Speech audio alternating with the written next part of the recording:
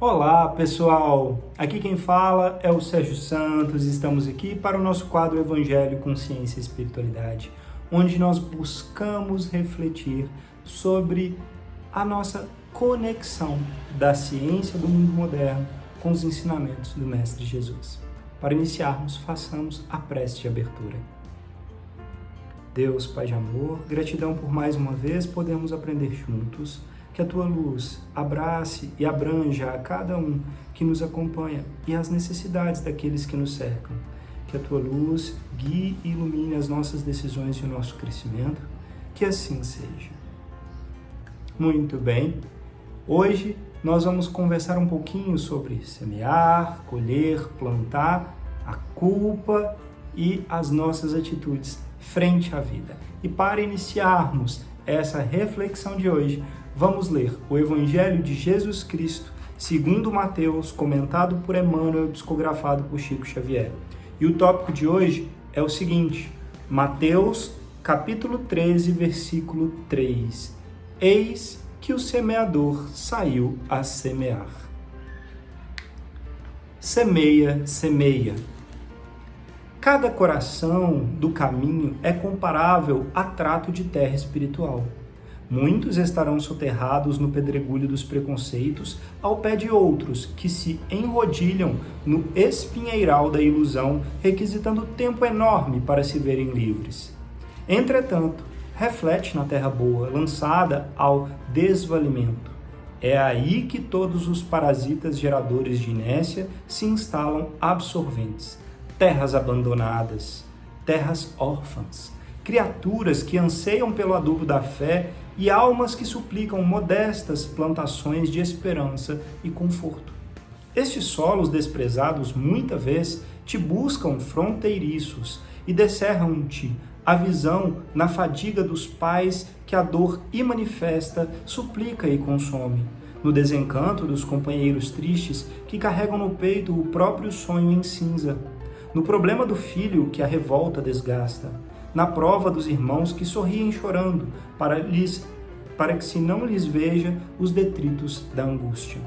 Se já podes ouvir o excelso semeador, semeia, semeia. Sabes que a caridade é o sol que varre as sombras. Trazes contigo o dom de esparzir o consolo e podes pronunciar a palavra da bênção. Consegues derramar o que sobra da bolsa, transformando a moeda em prece de alegria. Guardas o braço forte que levanta os caídos. Teus dedos são capazes de recompor as cordas que o sofrimento parte em corações alheios, afinando-as no tom da música fraterna. Retens o privilégio de repartir com os nus a roupa que largastes. Nada te freia as mãos no socorro ao doente. Ninguém te impede, enfim, de construir na estrada o bem para quem passa e o bem dos que virão. Não te detenhas, pois, no vazio das trevas. Planta a verdadeira luz, o júbilo e a bondade. Se percebes a voz do excelso semeador, escutá-lo-ás a cada passo, rente aos próprios ouvidos, a dizer-te confiante: trabalha enquanto é tempo, semeia e semeia. Que assim seja. Essa passagem linda que Emmanuel vem nos ensinar sobre o semeador, né? Quando Jesus nos convida a semear, a sair plantando, né? No caminho dessa vida que temos emprestada pelo Pai aqui na Terra, Emmanuel vem nos chamar a atenção, porque às vezes nós queremos semear ensinamentos, as nossas crenças e até mesmo atitudes de amparo e socorro para aquelas terras que estão com espinhais, pedregulhos, ou seja, almas e pessoas que já estão cheias de coisas que vão matar a semeadura, pessoas que não estão prontas, abertas ao plantio. E aí Emmanuel vem falar: irmão, você que Jesus já tocou o coração, a mente, que ouve e acredita e quer melhorar para caminhar rumo a Deus e que está pronto para ajudar e trabalhar, busca prestar atenção na terra vazia ao seu redor. naqueles terrenos que estão fronteiriços com a sua vida e que precisam de amparo para frutificar, porque eles já estão vazios, eles estão com a terra exposta. E se nós não semeamos coisas boas, muitas vezes vêm outras pessoas com sementes ruins para tentar encher de pedregulho e de espinhos também nesse terreno vazio. Então, que aquelas pessoas ao nosso redor, e Emmanuel cita, às vezes um irmão, às vezes um pai, às vezes um amigo próximo, às vezes simplesmente alguém que nos pede um ouvido. Essas pessoas que estão prontas para receber algo que você fala, devem ser amparadas. Semeia, semeia, disse Jesus. Então, que a gente possa ter a capacidade de perceber quem são essas pessoas e parar de gastar energia tentando semear em terrenos não prontos, em terrenos que não são férteis, que não querem ver frutificar nada neles por enquanto. Porque isso é uma escolha individual. Agora, quer fazer o bem? Olha aqueles que estão com o coração aberto, as terras vazias ao seu redor. Esses terrenos vão trazer frutos, 1 para 1000, para 2000, para 100, para 200, e vão gerar muitas bênçãos de alegria, de renovação e crescimento. Para você, para a sociedade, para mim, para todos nós. Tá bom? E dentro deste contexto, nós trouxemos o nosso livro querido, Alvorada Cristã, ditado por Néio Lúcio e psicografado por Chico Xavier. E o tópico de hoje é o seguinte, tópico 47, o ensino da sementeira. Certo fazendeiro muito rico chamou o filho de 15 anos e disse-lhe: Filho meu, todo homem apenas colherá daquilo que plante. Cuida de fazer bem a todos para que sejas feliz. O rapaz ouviu o conselho e no dia de imediato, muito carinhosamente, alojou o minúsculo cajueiro em local não distante da estrada que ligava o vilarejo próximo à propriedade paternal. Decorrida uma semana e tendo recebido das mãos paternas um presente em dinheiro, foi à vila e protegeu uma pequena fonte natural, construindo-lhe conveniente abrigo com a cooperação de alguns poucos trabalhadores, aos quais recompensou generosamente. Reparando que vários mendigos por ali passavam ao relento, acumulou as dádivas que recebia dos familiares e, quando completou 20 anos, edificou reconfortante albergue para asilar os viajores sem recursos. E logo após, a vida lhe impôs amargurosas surpresas. Sua mãezinha morreu num desastre, e o pai, em virtude das perseguições de poderosos inimigos, na luta comercial, empobreceu rapidamente, falecendo em seguida. Duas irmãs mais velhas se casaram e tomaram diferentes rumos. O rapaz, agora sozinho, embora jamais esquecesse os conselhos paternos, revoltou-se com a vida e com as ideias nobres e partiu o mundo afora. Trabalhou, ganhou enorme fortuna, gastou-a, gozando dos prazeres inúteis. Nunca mais cogitou semear o bem. Os anos se desdobraram uns sobre os outros. Entregue à idade madura, dera-se ao vício de jogar e beber. Muita vez o espírito de seu pai se aproximava, rogando-lhe cuidado e arrependimento. O filho registrava-lhe os apelos em forma de pensamentos, mas negava-se a atender. Queria somente comer à vontade e beber nas casas ruidosas até madrugada. Acontece, porém, que o equilíbrio do corpo tem limites e sua saúde se alterou de maneira lamentável. Apareceram-lhe feridas por todo o corpo. Não podia alimentar-se regularmente, perdeu toda a fortuna que possuía em viagens e tratamentos caros. Como não fizera afeições, ele foi relegado ao abandono. Branquejaram-lhe os cabelos. Os amigos das noitadas alegres fugiram dele. Envergonhado, ausentou-se da cidade a que se acolhera e transformou-se em um mendigo. Peregrinou por muitos lugares e por muitos climas, até que um dia sentiu imensa saudade do antigo lar e voltou ao pequeno burgo que o vira crescer. Fez longa excursão a pé e, transcorridos muitos dias, chegou extenuado ao sítio de outro tempo. O cajueiro que plantara convertera-se em uma árvore dadivosa. Encantado, viu-lhe os frutos tentadores, aproveitou-os para matar a própria fome e seguiu para a vila. Tinha sede e buscou a fonte. A corrente cristalina bem protegida afagou-lhe a boca ressequida. Ninguém o reconheceu de tão abatido que estava, e em breve desceu a noite e sentiu frio. 2 homens caridosos ofereceram-lhe os braços e conduziram-lhe ao velho asilo que ele mesmo tinha construído. Quando entrou no recinto, derramou muitas lágrimas, porque seu nome estava gravado na parede com palavras de louvor e bênção. Deitou-se constrangido e dormiu. Em sonho viu o espírito do pai junto a ele, exclamando: Aprendestes a lição, meu filho? Sentiste fome e o cajueiro te alimentou. Tiveste sede e a fonte te saciou. Necessitavas de asilo e te acolheste ao lar que edificastes em favor daqueles que passavam com destino incerto. Abraçando-o com ternura, acrescentou: Por que deixastes de semear o bem? O interpelado nada pôde responder. As lágrimas embargaram-lhe a voz na garganta.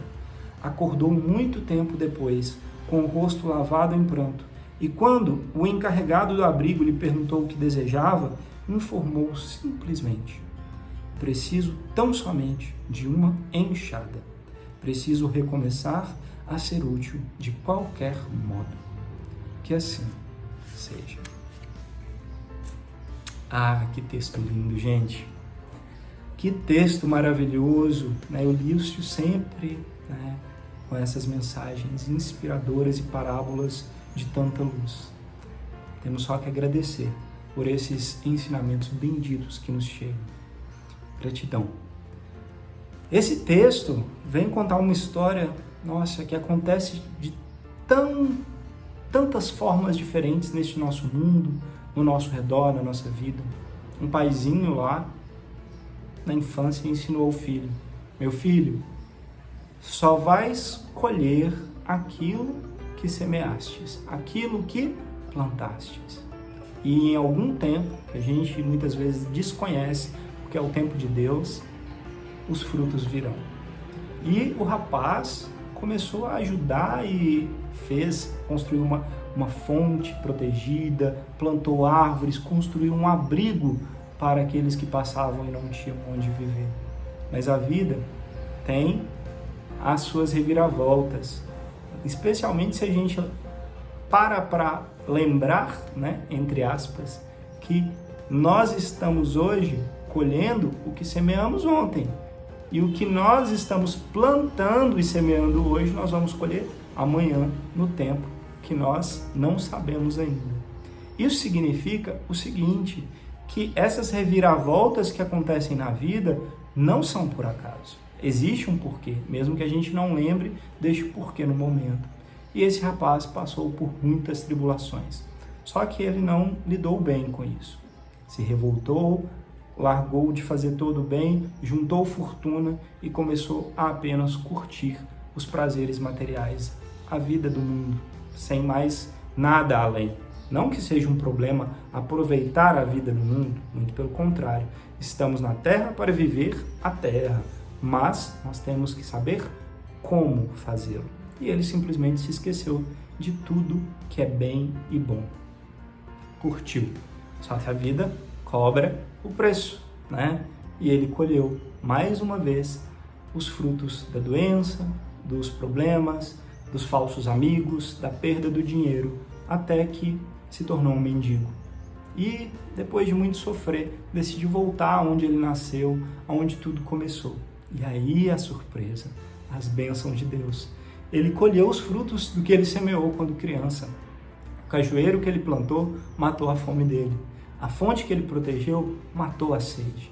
E o albergue que ele construiu o recebeu durante a noite, onde as pessoas o agradeciam depois de tantos anos por ter construído aquele lar de proteção. E ele se acabou em lágrimas. E o pai, o visitando em sonho, pergunta: Por que paraste de semear o bem, meu filho? Agora compreendestes que a gente só colhe aquilo que a gente planta? Isso é da lei de Deus. Deus é perfeito. E aí o rapaz acorda e pede nada mais do que uma enxada. Ele só quer servir. Entende, depois de muito sofrer, que a vida só tem sentido se estivermos semeando o bem e o bom, servindo não só a nós, mas aqueles que nos cercam. Que nós possamos, então, fazer o bem, porque a vida, nas dores e nas dificuldades, nos ensina, às vezes, muito mais do que simplesmente quando estamos nas fases de bonança, de coisas boas e de virtudes de sementeiras passadas. Possamos, então, aprender a semear coisas boas hoje, tá bom? E dentro deste contexto, nós trouxemos um artigo científico cujo título é o seguinte: A função social do sentimento e a expressão de culpa. Esse artigo científico foi publicado no Journal ou na revista que tem como título Ciência Aberta da Sociedade Real, pelo primeiro autor Eglantine, Jules Denier, e última autora Bridget Wowler. Bem, esse artigo científico, ele fez um experimento social com pessoas onde eles colocaram como se fosse um jogo e eles fizeram com que cada indivíduo, em algum momento, à medida que ia trocando de parceiros, sentisse sensação de culpa, tá? E esse indivíduo, ou seja, como se ele tivesse prejudicado o outro. Quando essa pessoa demonstrava que ela estava arrependida por ter prejudicado o outro no jogo, a sociedade e o outro tendem a retribuir com perdão e com acolhimento e com partilha dos frutos da vitória, digamos assim, e socialmente, quando eram amigos, isso tinha um impacto maior, porque prejudicar o outro mesmo, de alguma forma, e não reconhecer quando se é amigo, gera uma quebra muito maior e rancores muito maiores. Então, no fim das contas, esse estudo mostrou que a culpa, quando nós estamos associando essa culpa com arrependimento e com o pedido de desculpas e perdão, transforma toda a sociedade, transforma o outro lado que se saiu prejudicado e faz com que nós tenhamos muito mais capacidade de auxiliar, amparar, perdoar e continuar crescendo. Já quando acontece culpa, mas negando os fatos, simplesmente falando, não acontece, não importa, né? A tendência é que o outro lado e a sociedade passem a ser mais rígidos, não perdoar, se tornar muito mais exigente com quem errou. Então, que a gente, a exemplo do que nós lemos nessa história belíssima, saibamos todos, né? Nós nos arrependermos, aprendendo com os erros, com as culpas que carregamos, sem deixar com que elas nos destruam, mas acima de tudo reconhecendo, sabendo trabalhar, pegar a enxada como o rapaz da história e simplesmente servir, porque aí a vida começa a entrar nos trilhos de novo, tá bom? Então vamos à nossa prece de encerramento. Deus, Pai de amor e bondade, gratidão por mais uma vez podermos aprender com esse Evangelho bendito, que a Tua luz nos guie, nos transforme e abençoe a cada um que mais necessita nesse mundo, Senhor. Que saibamos olhar aquelas terras que estão precisando de amparo e consolo ao nosso redor, as almas dos nossos irmãos, assim como a nossa, que sempre precisam de amparo, socorro e auxílio. Que assim seja. Gratidão pela oportunidade de conversarmos mais uma vez. Namastê e até a próxima.